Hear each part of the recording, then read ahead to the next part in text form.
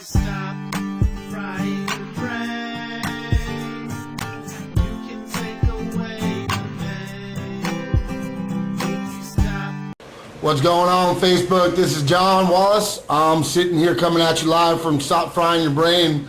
And man, I got a lot to say a little bit. You know, I want to introduce myself a little bit. I want to talk about what Stop Frying the Brain is and what we do and why we're doing it mainly, you know. We live in a world today where we're watching on headline news about the addict who's dying in the streets, man. We're having real-time conversations about, hi, Joanna, how are you? Thanks for joining in, Joanna.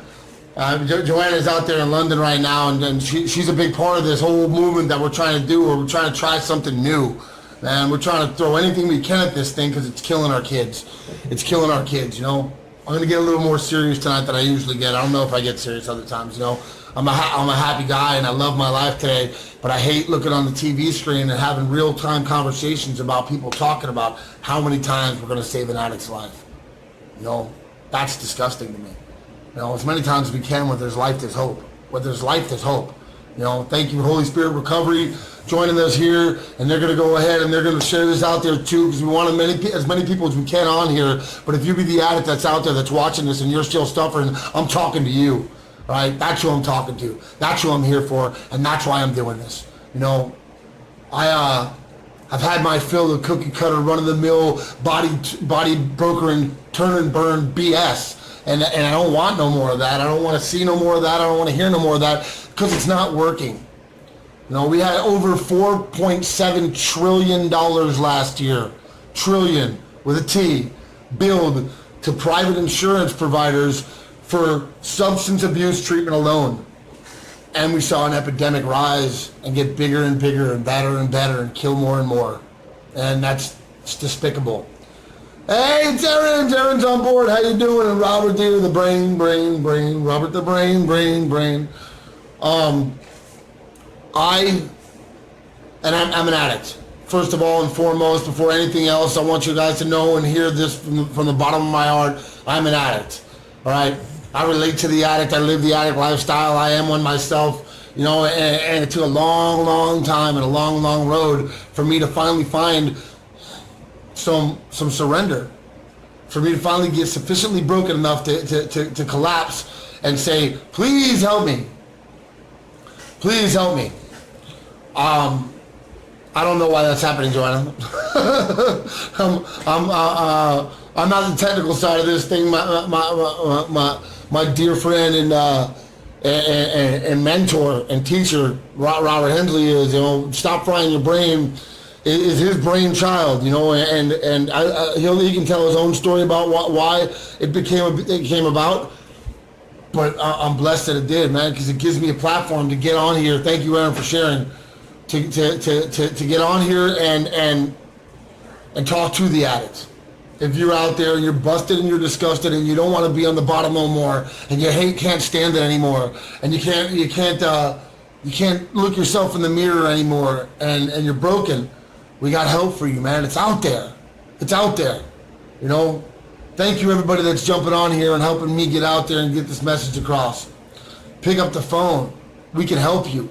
Right? I don't care if you got PPO. Thank you, Emerson Biggins, my boy. He's actually sitting right across from me, and he's such a pretty man. I sank down to the bottom and I excavated. You know, I started putting dope in my system at a really young age. I didn't like who I was or how I felt or the things around me, and I wanted to escape from that. And the fastest way that I could do that, the most efficient way that I could do that, is by getting loaded, right? It was real quick and it worked every single time, right? It probably would still work right now if I was it'd feel great, you know?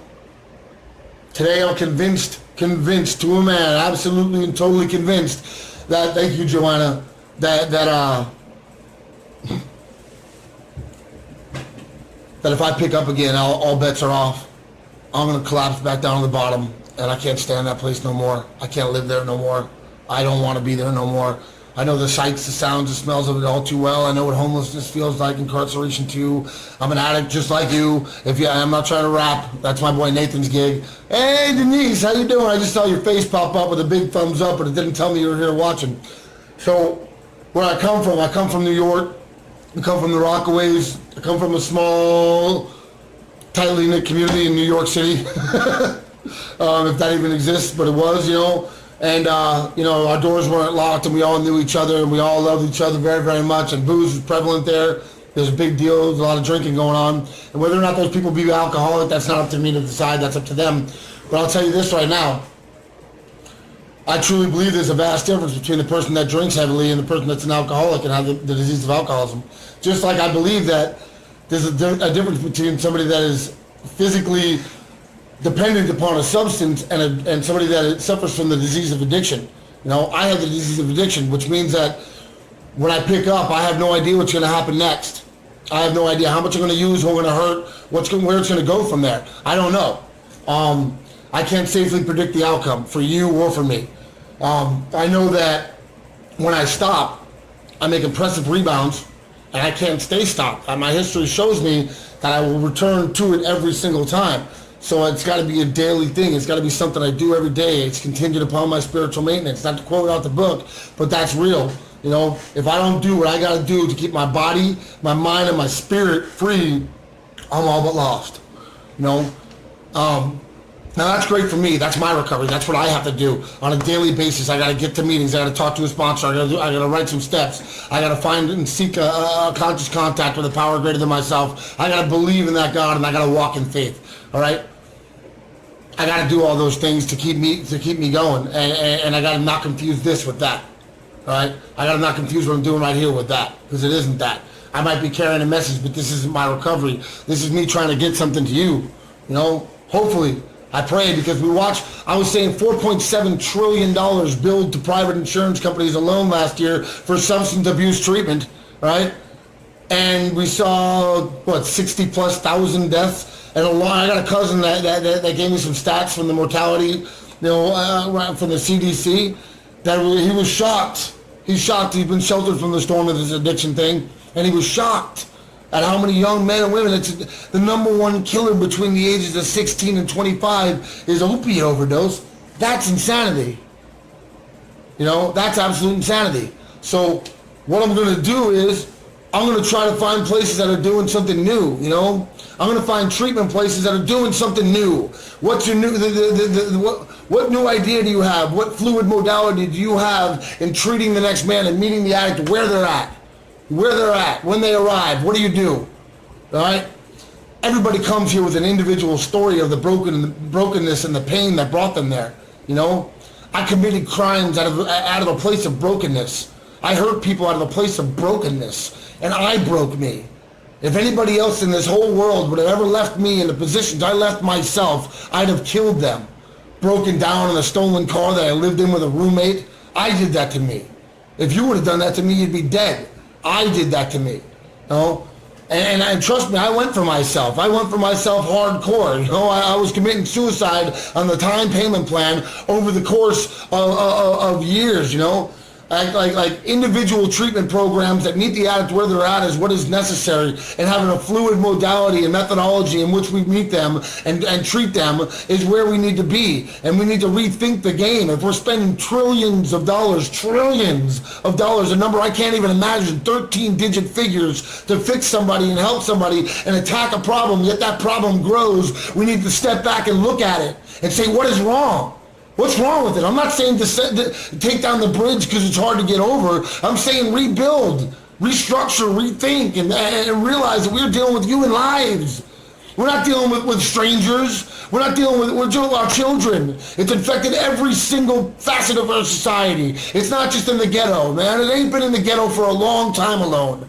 You know, and to have some line of thinking that there might be some government influence on this is insane. We know there's a show called Snowfall on now. We know that crack cocaine was introduced to America's ghettos by our CIA. There's nothing secret about that. So if you think that this heroin epidemic is not somehow fueled or fostered by that, it's not by all of it, but it's by some of it, then you're wrong. But who cares? How does it help me? We got chickens and we got eggs now, so who gives a shit which one came first? People are dying, a lot of them. Young men and women that they haven't even had the chance to live yet. All right, they haven't even had the chance to live yet. So what do we do about them? Do we sweep them under the carpet and pretend like they're not even there? No, that's not the answer, man. We love them. We love them, we love them, we love them, we love them. We treat them like the sickness that they are. They're sick, they're not hurt, they're not bad, they're sick. They're not trying to get good, they're trying to get well. And I know sometimes in our actions, we don't look that way. We don't look like sick people trying to get well. You know, what we look like is people trying to hurt you. And you know, that selfishness, that self-centeredness of our disorder and our disease, where I can't see you and I'm unaware of the other inhabitants of this planet, it's not malicious, man. I just don't know how it affects you because I'm consumed with me. And all that selfishness, all that self-seeking, all that dishonesty, all those misdeeds that I committed in order to perpetuate my using, that trickster, that me, I'm all about me, that trickster left me busted and broken every single time with not a damn thing but my clothes. If I was lucky enough to have those, you know, I get busted and I go back to they have this detox facility down in San Diego. I've written about this before. It's real cool, man. They give you a ride there. They come pick you up. They always got beds available. They'll let you stay as long as they want you to stay. It's called the San Diego County Jail. Big, you know, supporter of that place I was. I went there a lot. You know, I went there a lot. I got to know all the lingo and the handshakes and become one of the fellas too, one of the cooler guys in jail. That's like being the world's tallest midget. You know, I just don't want to be that way no more. I don't want to live like that anymore. So how do I get out of that? Well, I sought help. I reached my hand out, and I was amazed because someone reached back, all right? And then another person reached back, and another person reached back, and I continued to go to these places hoping they would fix me.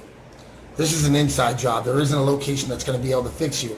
We can introduce you to different methods of a lasting recovery, of a daily program, right?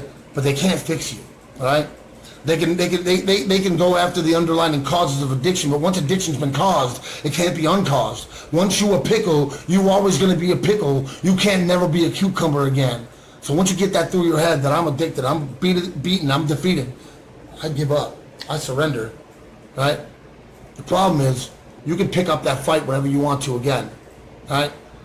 Like, I stopped digging. That's when my bottom hit. I stopped digging. I wound up homeless. I wound up sleeping underneath the playground in the summertime in the middle of one of the hottest deserts on the world, and I realized these consequences are never going to end until I do something.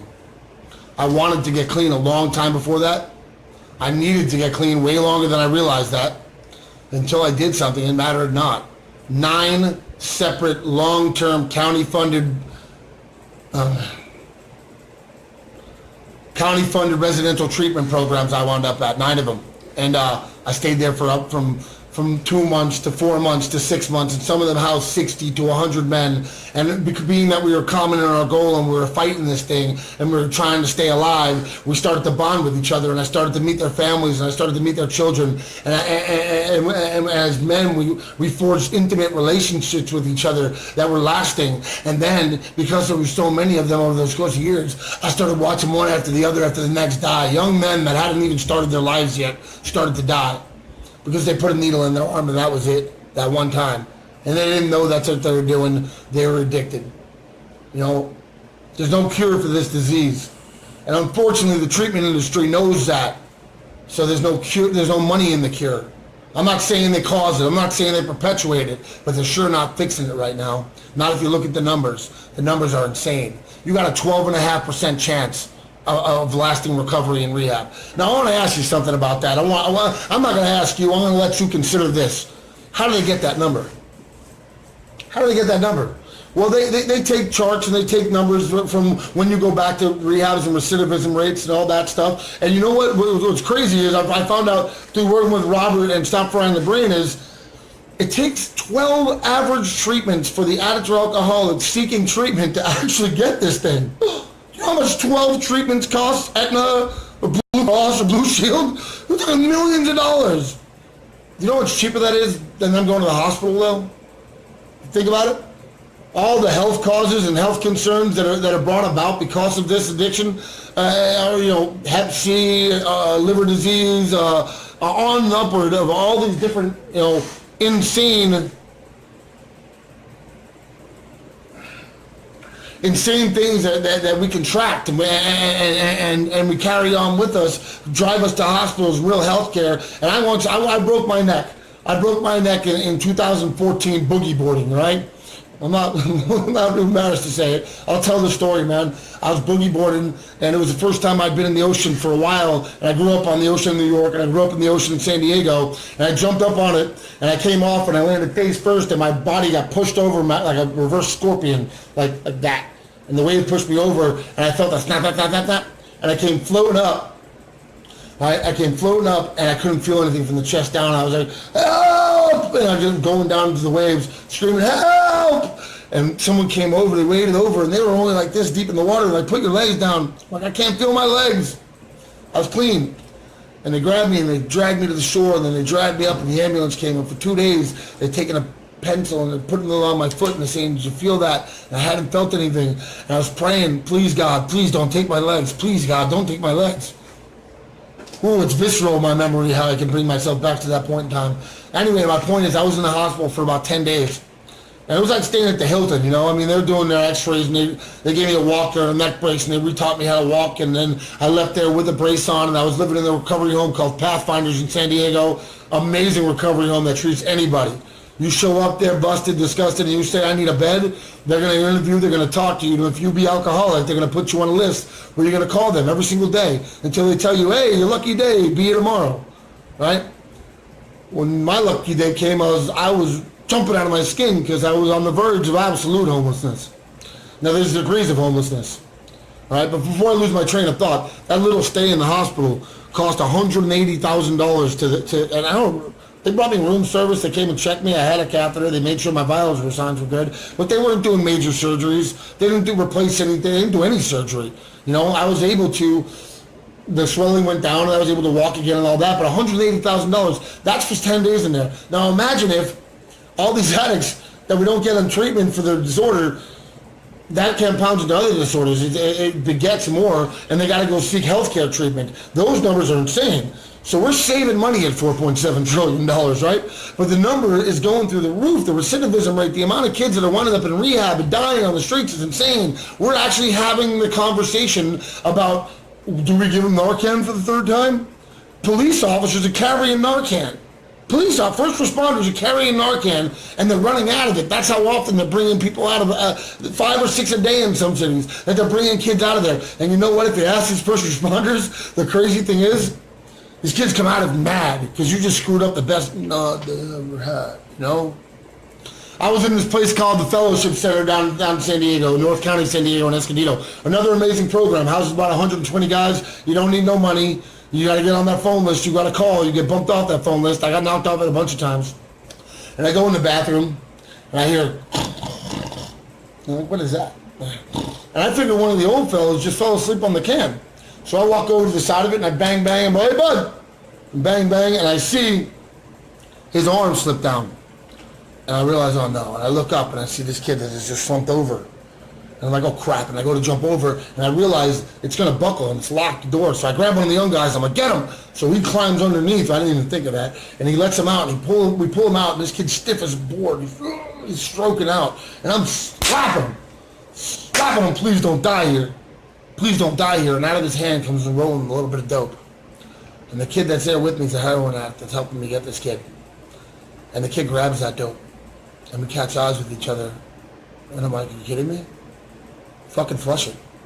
Excuse my language. I'm trying not to use that word anymore. Flush it. And he had a hard time putting that dope in the toilet and flushing it.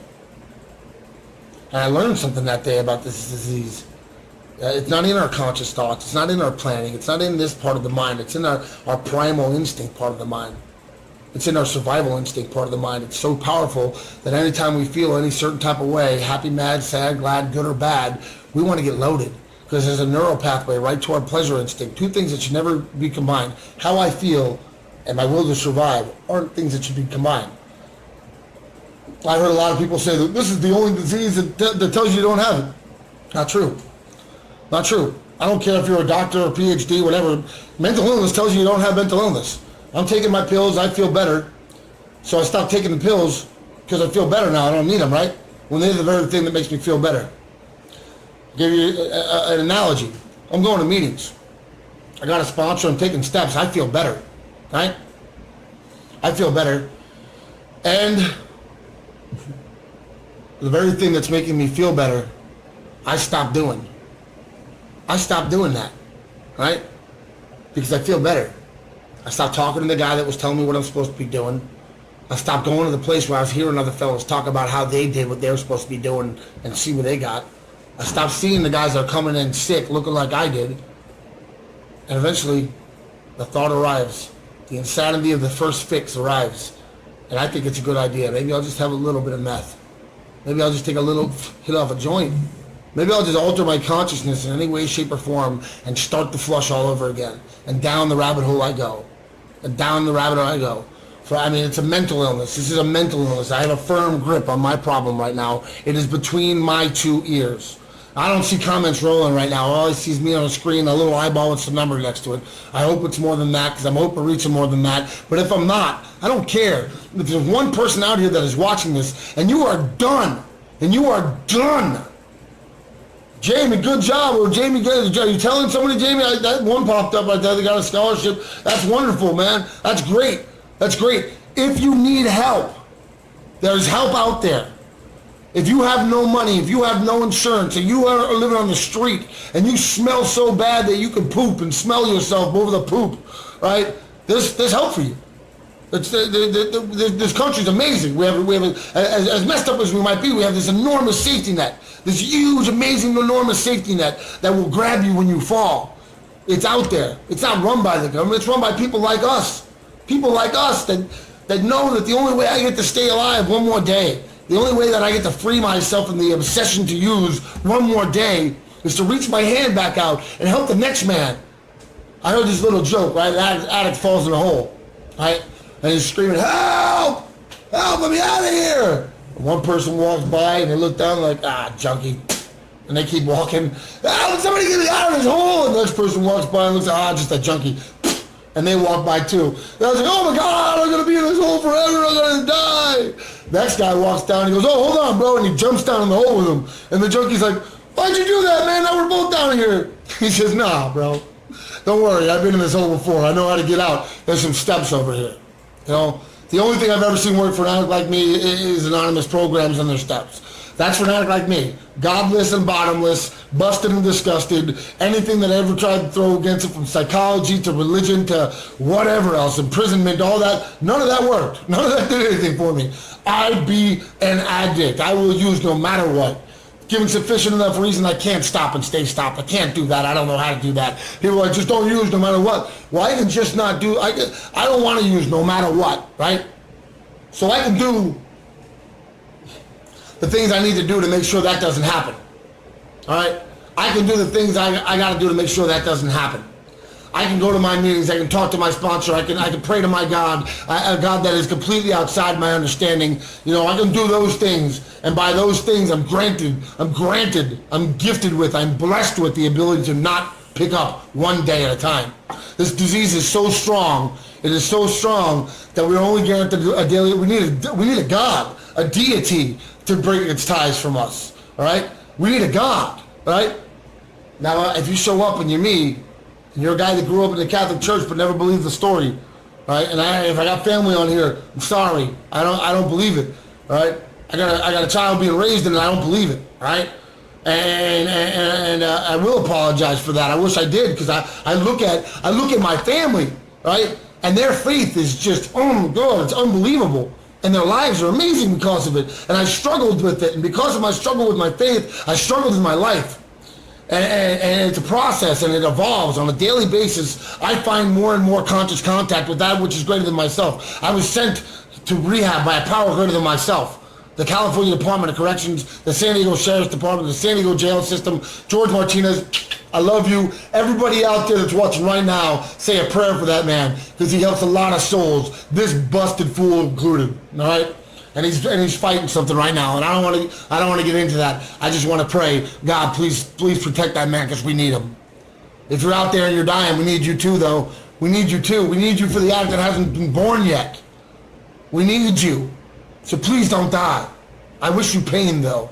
I wish you pain beyond your wildest imagination. Was that Francis McLaughlin, Frankie Nightmare, Frankie the Bad Dream? That's my boy. I love you coming in from the land down under. You know, we got some cool people on here right now. I wish I could see your comments, but I can't. I wish I could interact with you, but I can't. So I'm just going to go on about what we're doing here at the Brain, all right? Stop Frying Your Brain is an organic site. We got 6 million uniques last year. We're going to go over that this year, I know it. We crashed our servers today. You know, like we're getting bigger and better, and what we're doing is we're looking for people doing something different.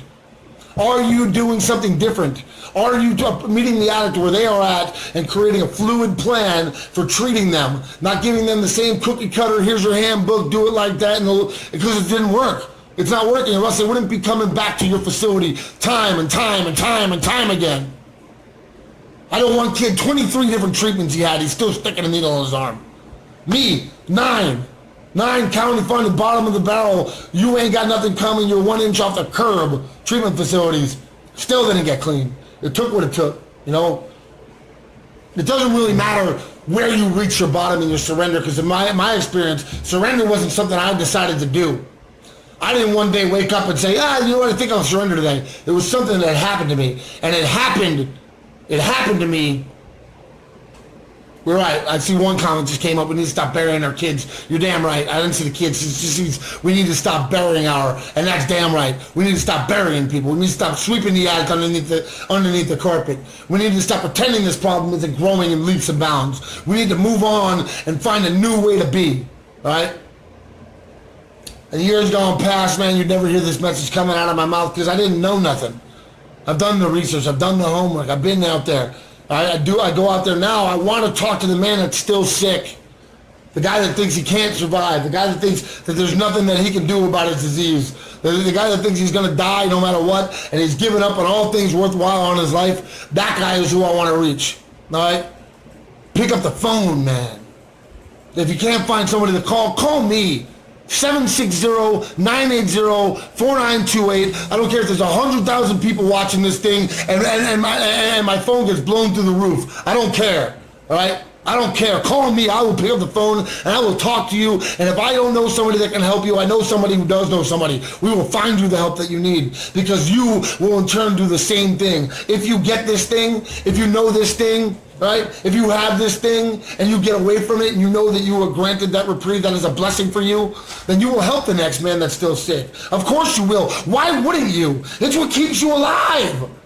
It's the one thing that saved you, was somebody doing that for you, and that's what you got to do to save the next man so he's still alive. This disease isn't a joke. It's a killer. Man, it is a killer. And I just don't want to die.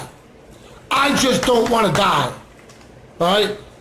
I have a fatal and progressive illness that cannot be cured, but it can be treated. I don't get any middle ground. I don't get any leeway. I'm either better or I'm worse. Right now I'm better. And I pray on a daily basis that my surrender was complete. On a daily basis, I ask God that I do not understand to guide my thoughts and my actions. Right? That's all. Guide my thoughts and my actions, train my feet, and show me what to do next. And because if I start coming up with the ideas, right? If it starts becoming my idea of what I'm going to do next, I'm dead. It's over. You know, pick up the phone. That's all you got to do. Have a little faith.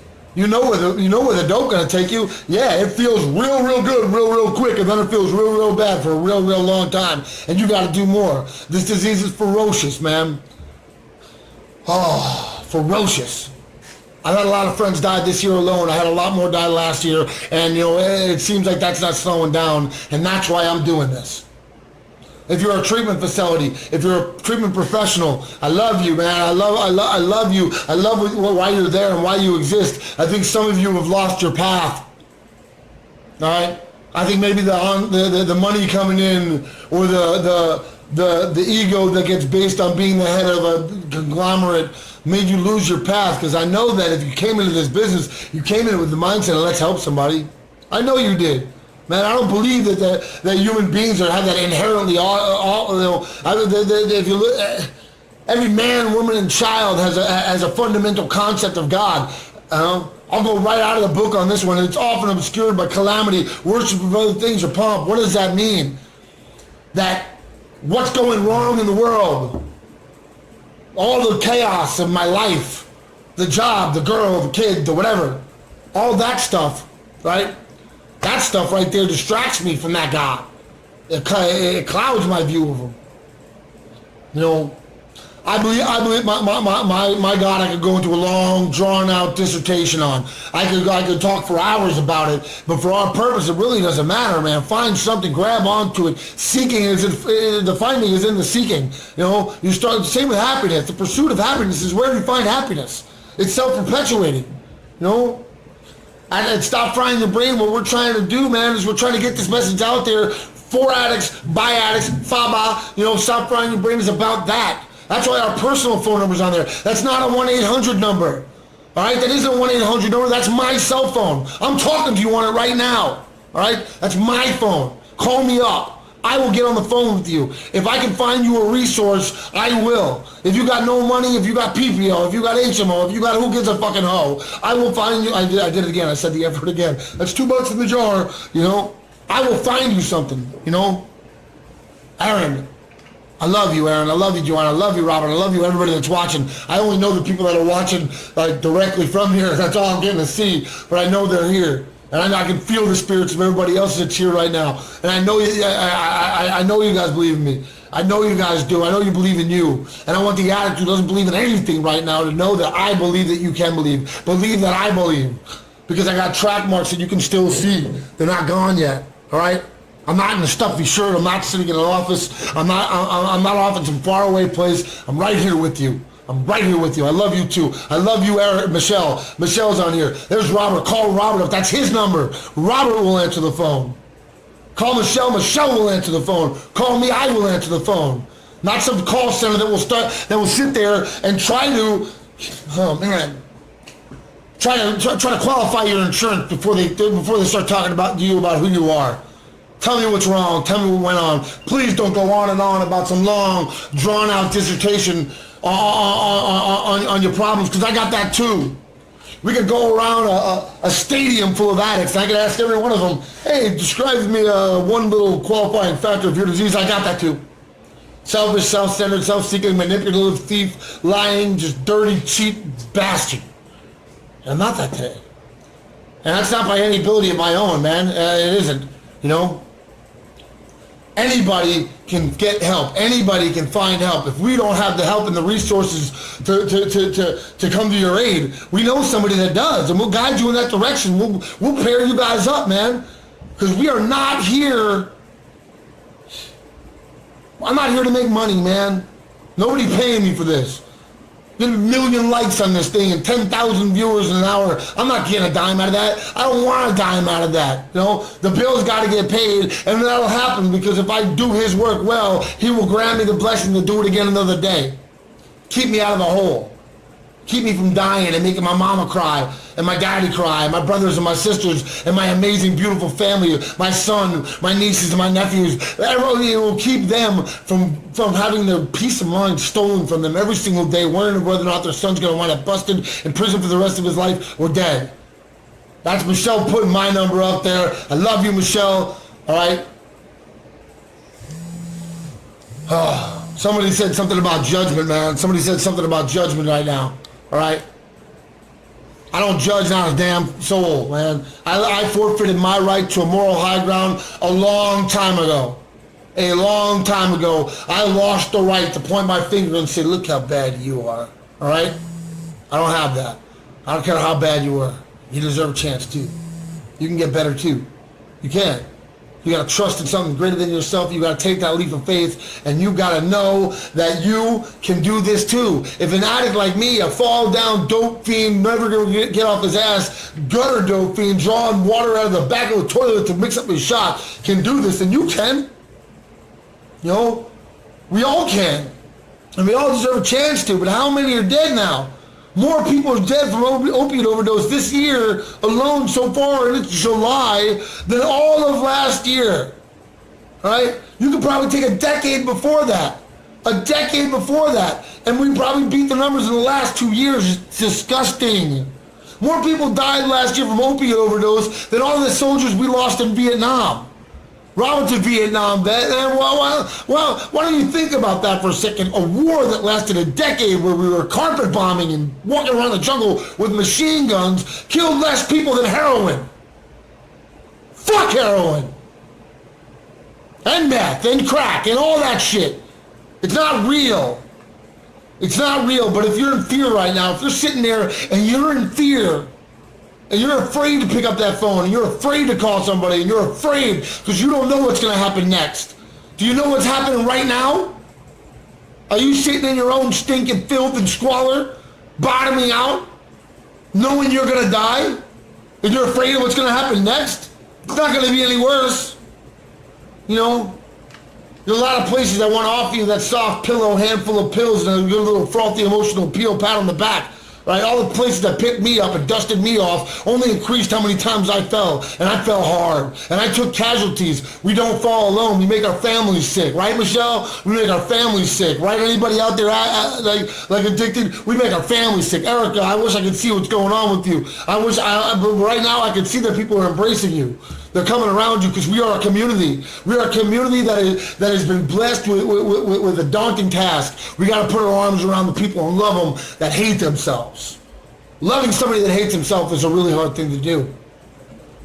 I know, I've tried. I've been loved when I hated myself. No. And today, man, I realized one thing. My boy Tad Stringham said this, man. I said, Tad Stringham said this to me. Tad and Tommy, if you're watching out there, I love you very much. I don't know if you are, but these two people entered into my life, and they were able to speak to me in a language I understood. I finally heard them, right? And they were the catalyst of a great change for me. They introduced me to a lot of ideas, from the law of attraction, the four agreements, to things I hadn't taken into place before. And what he said to me was, you can't love who you are and hate the journey that made you. When I went, And I looked back over the course of my life, and I saw how I had manifested in my thinking all that negative crap that perpetuated itself one by one by one by one by one. If I thought about getting busted, I wound up in handcuffs. If I thought about getting this, I got that. You know, it was mind-boggling to me why I had done this to myself. And then I identified with it, and I was able to make a little shift. And since then, I've tried to find gratitude and the exhilaration of having the things that I want as though I already have them. And since then, they've started to arrive in droves, man. But the most amazing, amazing part about any of that, the most amazing, amazing part about any of that is I had no part in it. No, I take no credit for it, right?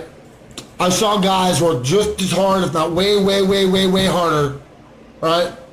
I saw guys that had a way, way deeper and more profound relationship with God go out, get loaded, and die. One after the other, after the other, after the other. Go out and die. I have no other explanation for that other than a God that is completely outside of my understanding. You know? Pick up the phone. Pick up the phone, dial the number. It's not that scary, dude. It isn't. It isn't. It gets better. Or you can stay in it in something that you know is fatal and you know is progressive, and you could get worse and you could die. This is not a joke. We're going to die if we don't get clean. Or worse sometimes, or worse. We're going to live with the, oh my God, the daunting, we're going to survive. You know? We're going to live in it, and we're going to get scraped across the bottom for a long, long, long time, and we're going to take casualties. You know? My sickness, my illness, my brain disease, my mental illness, when I fried my brain, made them sick. I preconditioned them to a certain response, right? And their sickness then in turn perpetuated mine, and onward and upward the cycle went. I hear people say stupid shit like, this is a family disease. No, it's not. It's a human disease. If you have humans in your family, you might have a propensity for it. If you don't want to die, do something. Only you can do this. I can't pick up the phone for you. I can't walk through your experience. I can't live your life, and I can't do that for you. But what I can do is I can't push you, I can't pull you, but I will walk beside you.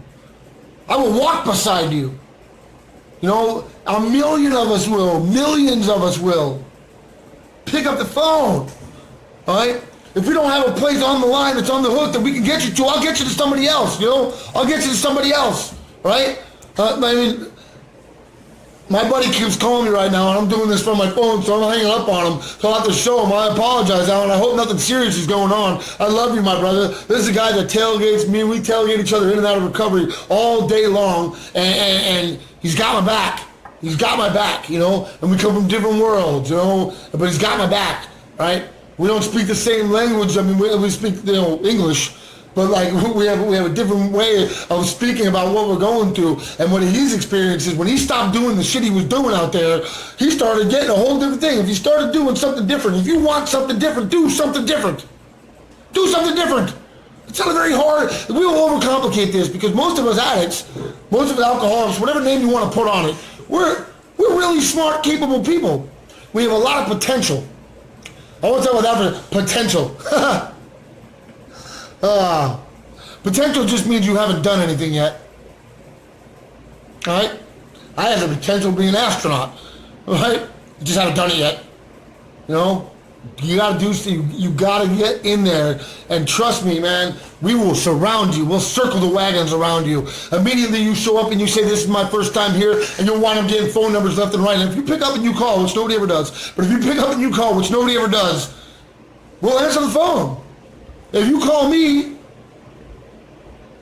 I will answer the phone. If I don't know you and you have the same thing as me, I know you. I know what you're going through. Again, I'm going to say it. Stop Frying Your Brain is not here to perpetuate the same run-of-the-mill nonsense. Stop Frying Your Brain is here to help you, the addict. All right? I know you see the banners of the centers on the side there. Click on them. They can help you too. Trust me, if they're there, it's because they provide a real service and real help. All right? Trust me, if you see new ones on there, they're there because we went and saw them, talked to them, felt them, and figured out that these people are real. And they're really interested. They're not sitting there counting their gold coins, you know? They're real. They're real invested in the helping and saving of lives.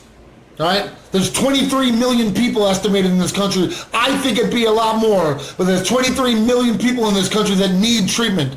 There's about 20,000 treatment centers across the country. That means that 1,200 people, maybe a little 1,100 people, I'll do the math real quick and show you how smart this brain is, all right? About 1,100 people that have to house each. Most of them are like 20 people, 40 people, right? The market share is not going to get taken down because because you are willing to think outside of the box and expand your horizons because if your people are dying after they leave a facility, what you did didn't work. Now I know it's on us. It's on us as addicts to pick up and keep walking the walk and talking the talk. But if you come at me with the same nonsense I heard in the last treatment center, even though I went out and I got loaded after that treatment center, then who? My boy Jason just got on me here. I got a call from this guy today. I've known him since we're kids. We've done a lot of dope together. I'm not gonna go into too much of it, but now he's he's one of these guys I'm talking about that has a place that meets the addict where they're at and tries to do something different about it, you know. And I talked to him and I'm like, oh my God, this is crazy. This is crazy to me. Since I've been doing this, I've had one buddy that called me up that I helped him get into a treatment center a year and a half ago. I've heard from him a handful of times since I figured, now I'm back. I had a friend call me up today, and he said, and we had a conversation thanking me for what he had done for me and asking what he can do to get involved in this, you know. I got another youngster that I hunted this kid down. I wandered around Huntington Beach yelling, and we finally found him. And he had nothing left. He had like his tank top and he had lost his flip-flops and his phone was gone. And we're ready to take him to this nice, cushy, soft pillow in this beautiful mountaintop resort-style rehab center. And he's like, I don't know, I think I got another run. I just went and stole some phones. And I'm like, you sure about this, bro? And he's like, yeah. So, you know what, I'm going to go eat some tacos. I'm driven all the way down from the mountains to get you. I'm going to drive all the way back. And I know the whole way back up there. This kid's going to call first thing in the morning. He calls and I got to drive all the way back down there, but I don't care. I don't care. I didn't get anything for doing that. For you body broken scumbags out there that are vested solely in your pocketbooks. You're not helping anyone except for yourself, and all things done in the dark will be brought to the light, and this shit will collapse. All right? If you don't believe so, if you're sitting on top of your throne of gold, that all your money and your riches that you've made off the pain and the suffering of other fools who came to you thinking you were providing real help, I want you to do something. Get in front of your computer and Google Chris Batham. That mother... We're sick too, though. All right? We're sick too. All right? I got this disease bad, and if I don't do the things I need to do to not be sickened by it and let it progress anymore, then I will get sick and I'll hurt you. If you get within arm's length of me, you'll become my victim, and then I'll start telling you I'm sorry. I'm so sorry. How many people I told I'm sorry I can't even count. Right? And they all thought I was apologizing. I wasn't. I was describing myself. I was one sorry-ass fool out there. Sorry-ass fool out there. You know? I lived my life from one fix to the next. I didn't care who got plowed over in the middle, and there was nothing you could do to stand in the middle of me in that next fix. And then one day I got sufficiently broken, you know? I got sufficiently broken. And from that place of brokenness, I built a life that's beyond my wildest dreams right now. Robert, I love you, man. I love being here and doing this with Stop Frying the Brain. And I've had a lot of haters try to come up and tell me what we're doing is blah, blah, blah. And I know what we're doing. I know what our mission is, and I know it's pure, all right? I know that I'm going to do everything that I got to do to put it out there. That if you need help, pick up the phone, call me, 760-980-4928. I will pick up the phone. Call Michelle, 310-968-0993. She will pick up the phone. Call Robert's number. His number's everywhere. He will pick up the phone. Trust me. It starts at 772. I can't remember it off the top of my head. I haven't dialed it too much. I should probably get it. Anyway, will you hand me that phone right there? No. He is the brain. I absolutely love doing things like this. I'm going to be on a spiritual high that is going to absolutely annoy the hell out of the people around me when I'm done. They're going to be like, oh my God, this guy is out of control. Out of control, because I'm going to be on such a rush, you know? And, well, that's their problem, you know? I can't express how much I'm blessed to be doing this. Thank you, Robert. Thank you, Joanna. Thank you, Aaron. Thank you for coaching me along. Thank you, Denise. Thank you for all those people on our team at Stop Frying Your Brain that have walked me through how to best do this, because they know I can spit some game. I can talk. I can talk with the best of them, you know. They know that's it. But what they don't know is, coming into this, I was afraid.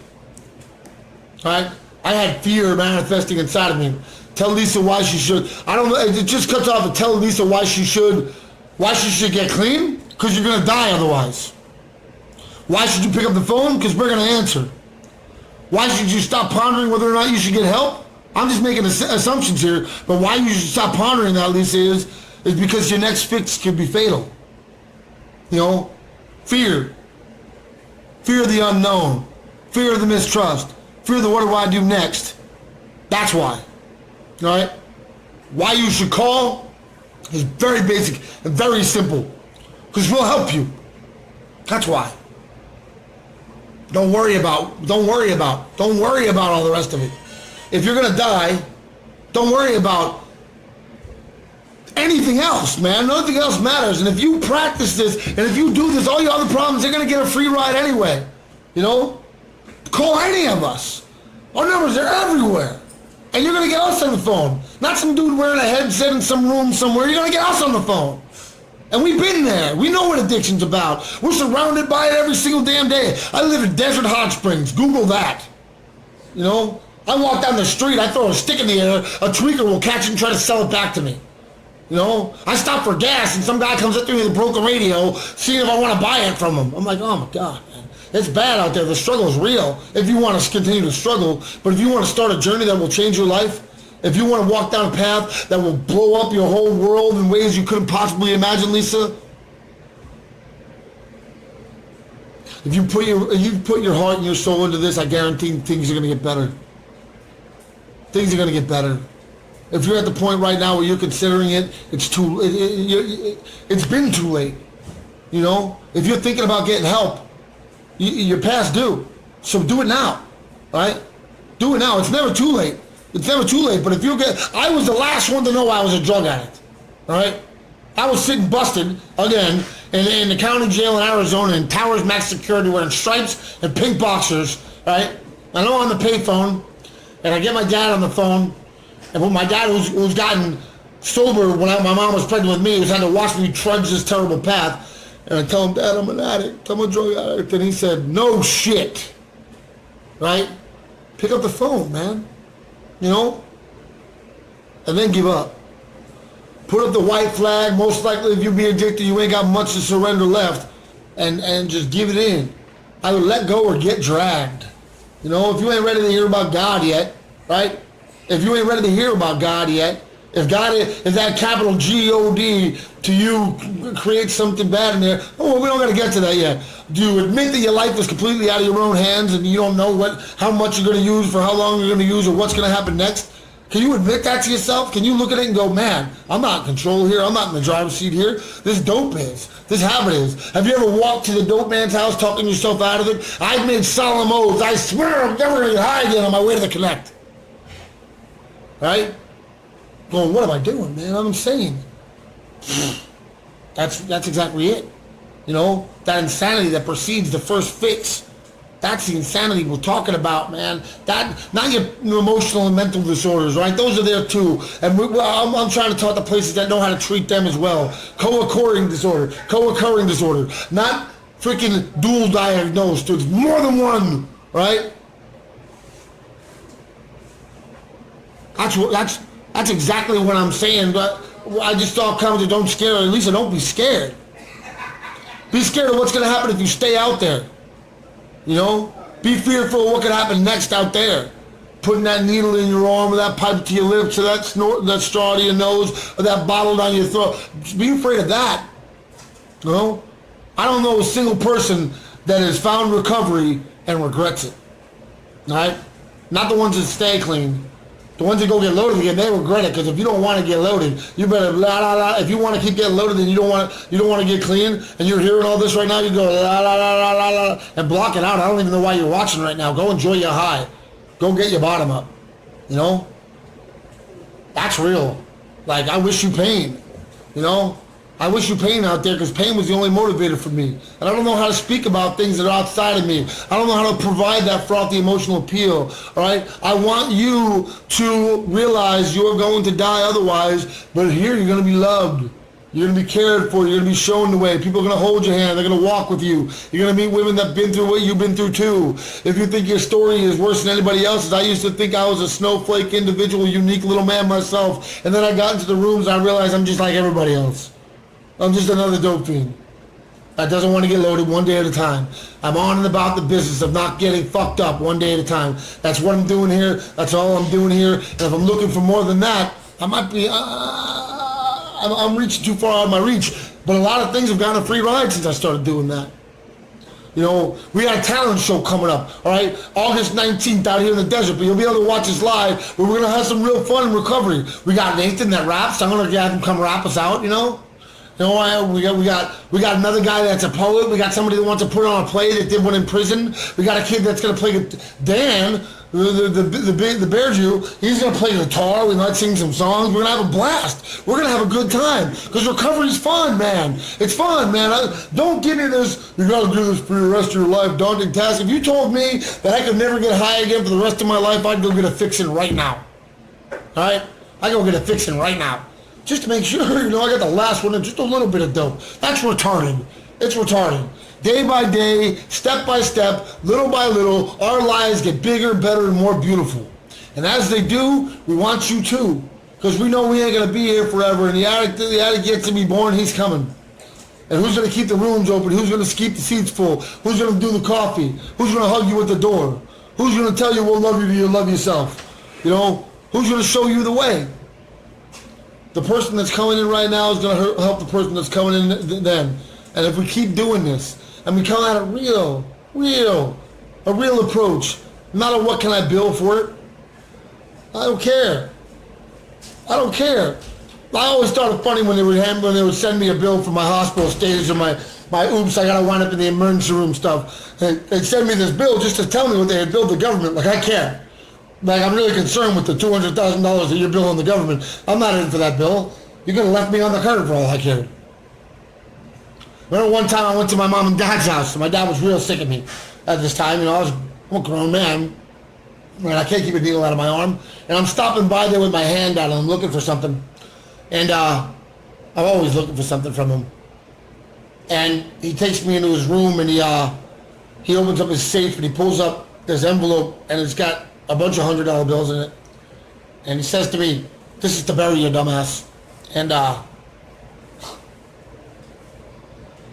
you know, I wanted them to let me have it so I could just let the county handle that, you know. I love my family very, very much. If you look at my actions, it doesn't show that. I hate jail. I hate incarceration very, very, very, very much. If you look at my record, it doesn't show that story. I hate dope. I love the addict, man. I hate this disease because it crops up in my head all the time, man. These stupid, my disease, my addiction, my brain disease, always gonna get a vote at the table. That disease is always gonna be like, "I still get high." That retard is always gonna have his hand up. You know, but I got a lot more people sitting at that little committee in my head. There's a lot more people there now. You know, there's a lot more votes at that table now. So what do? I write. I pray. I work with others. I go to meetings. I call this dude. I do what he tells me to do. I trust in him. I have one person that I will tell absolutely everything to, how I feel. I can tell you all these deep, dark secrets, like my Let's Go Stealing story, and all these terrible things that I've done that most people would keep in the closet, but I don't want to, because I want to relate to you. I want you to understand that I'm an addict too. I'm just like you. There's no difference between me and you. If you're still getting loaded, I love you, dude. You know, I love you. Some days I envy you. You know, if you want help, you can find it here. Go to stopfryingyourbrain.com. Hit us up on our Facebook page. You can't ignore us on Facebook. We own it. You know, Mark Zuckerberg is going to have to cut us in on the piece of the pie. You know, that or we're going to have to pay him more or something like that, you know, because we want you. We want the addict. We want the addict. I'm not here for the treatment facility. I'm not here for the detox, the sober living, the IOP, the PHP, the blah, blah, blah. I'm not here for them, the intervention. I'm not here for them. I'm here for the addict. I'm here for the person just like me who's dying. I want that guy. I want that guy to pick up the phone and call me. Call Robert, call Michelle, call any of us. I guarantee that we will answer the phone and we'll talk to you and we'll do everything we can to Mark Zuckerberg hates. I don't know about that, man. That guy, listen, Facebook's the most powerful platform for self-promotion that exists, right? It is. It's a self machine, and I try to stay out of that whole ego-based, look at how good I am, and I don't take pictures. Well, no, I'm a chef, so time and again I take pictures of my lunch. But I've used it for this purpose and this means. I've also used it for other purposes that were based on altruism and real, I want to help. I want to help because if I don't, I'll die. You know? I'm not some saint. Far from it. I just don't want to die. You know? I don't want any more of my friends to die. I don't want my friends' kids to die. I don't want any more people dead. Right? Somebody just got busted by Facebook. Maybe because I mentioned it and they're like, oh, we're on to them. Go. Don't worry, you'll get bailed out soon. We got bail money. Here's the thing, man. What do we got going on here? We got more addicts dying in the streets today than we can shake a stick at. But we also see some progressive change being made in the society as a whole having a shift in their thinking. Right? It's just moving too slow. And too many kids are dying in the process. So let's spin it up a little bit faster. Let's get that progressive change to turn. Right? When I was a teenager, the thought of a gay man marrying another gay man was unimaginable. I live with one now. No big deal. Right? I don't care. Why would I care? But society had taught me something different. Right? The stigma placed upon that, the stigma placed upon addiction, the stigma placed upon... I'm not a homosexual, by the way. not that it matters. But what I'm saying is, that would have never been the case how many years ago? There was a separation and a divide between people based on race and color and creed and sexuality and ethnicity and all this nonsense. That what does it matter? I'm a human being, you're a human being, you're suffering, and I, as a human being, can only progress as fast as the slowest member, just like any herd. We are only as unique as our broken one. We are all one thing. Everything you see is a reflection of the same thing. You know? We are one collective consciousness and mind, whether we believe it or not. You know, humans have this tendency to slap a human face on it, on everything. Everything, you know, it's not. I am you, and you are me. And what I do to this web, I do to myself. You know, I love the addict, man. I hate the disease of addiction. I absolutely hate it because I've watched it kill and kill. It's a murderer. It's the most prolific serial killer to ever exist. You know, it's caused more suicide, and I'm not talking about the direct means, but that too. I've seen more men in recovery take their own lives because they couldn't get out of the obsessive thought of picking up again, and they couldn't imagine a life in that hell again. I don't know, man. I'm kind of at the point where if you're doing something progressive and you're doing something new, I want to talk to you. If you need help and you don't know what to do, I want to talk to you. We here at Stop Frying Your Brain, we want to talk to you. We want to help you. We want to guide you towards whatever it is that you're going to need to get out of that hole. We all put ourselves there. Our choices, and this is the disease of choice. So I've seen this stupid argument spill itself across Facebook pages just to be controversial. Is it a disease or is it a choice? It's a disease of choice. That's where it lies, and the choosing mechanism of our brain is where it's activated, and then our brain on the primal subconscious, that deep dark, the part that tells me when to breathe or not, that part of my brain is what tells me to get high. So do this right now, right? Hold your breath. Don't breathe. Tell yourself I'm not going to breathe. I swear I'm not taking a breath. Hold your breath. Don't let yourself inhale. And wait for that moment. Wait for that moment when your body says that's enough. You're breathing. Despite your conscious thoughts and all your plans and all your efforts to not take that breath, your body's still inhaled. That's where the disease of addiction lives. It's not as pronounced as that, but it is. It's why when we get clean, we start thinking stupid thoughts like, I want to go see how the homies are doing. What? I want to go check out the Connect. I want to make my first amends to the dope dealer I owe money to. These retarded thoughts that, in retrospect, always are like really obviously dumb, is what will lead us back to it, because he's got to get it. Or the more pronounced, I don't want to get high, I don't want to get high, I don't want to get high, I don't want to get high, I don't want to get high. Right? That's a pen, by the way. Don't get scared. You know,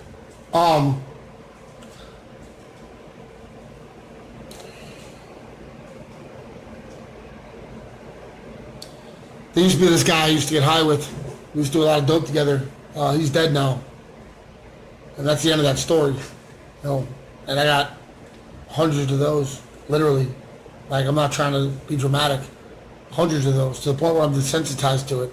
You know, an old timer once told me, buy yourself a suit, because you're going to go to a lot of funerals. In the beginning, I worked mainly to court, you know. I love you. I love everybody that's on here. I want to help. I want to help in any which way I can, all right? And I want you to know that there's help out there. Stop Frying Your Brain is based upon that, the whole principle of let's find help for these people. Let's figure out what we can do to stop this epidemic from spreading any further. Let's change our thinking about how we approach it, and let's do something different. Reach out and call one of us, any one of us. We'll pick up the phone. It'll be us. We love you. You know, I think I might wind up here on Monday nights. That's what we're talking about, like 8 o'clock on Monday nights. But I'm not going to sit here and I'm not going to preach. I'm not going to promote. This is just my first time doing this, actually, one-on-one here. What I'm going to do those other times, I've tried little tiny things just to get used to the feel of doing this because it's new to me. But I'm willing to try something new. So why don't you try something new? You know, I'm willing to do whatever it takes to reach the next man. So why don't you try something new? See how it fits you. See how it feels. See how stepping out on that ledge feels. Because fear is all that's keeping you from doing that. And fear isn't real. Fear is a product of the imagination. It only exists in thoughts of the future. Things that haven't happened yet, things that might never happen, causing you emotional and mental turmoil. That's insanity. Stop doing that. Stop being afraid. Take a leap of faith. If you're a treatment professional, try something different. If you're a treatment facility, shift in your modality, become more fluid. If you're an addict, reach out your hand, because know that there's somebody that's going to reach back. If you're anybody that's on here, please shift in the way that you think about this, because it's killing too many of us to continue on the same way we've been continuing on. I'm John. I've talked myself about out. I'm going to have to drink something so I don't lose my throat. I love every last one of you. From the bottom of my heart, I truly mean that. Love is the answer. And inside of that love, and in really embracing that love, we'll find a way. We will. We have to. We absolutely have to, because our lives are on the line. Thank you. Oh, let's go. Have you ever been solo? You were all by yourself, solo. The whole world moving slow-mo, so slow you couldn't even take it no more. Well, I'm not here to sell a pipe dream. I'm here to tell the truth. Do you get what I mean? Everybody gets tired of fighting. I'm here to recharge your batteries in the form of lightning. If you stop frying your brain, you can take away the pain. If you stop frying your brain, you can take away the pain. If you stop frying your brain, you can take away the pain. If you stop frying your brain, you can take away the pain. You won't find the answer in the bottom of a bottle. You won't find the answer in the form of no drug. Stop frying your brain is the motto. Bet you can find the answer in the form of love. Everybody needs somebody. Instead of putting poison in yourself that leaves you with a nobody. To all of those right now that might be fed up, keep your head up. Stop frying your brain.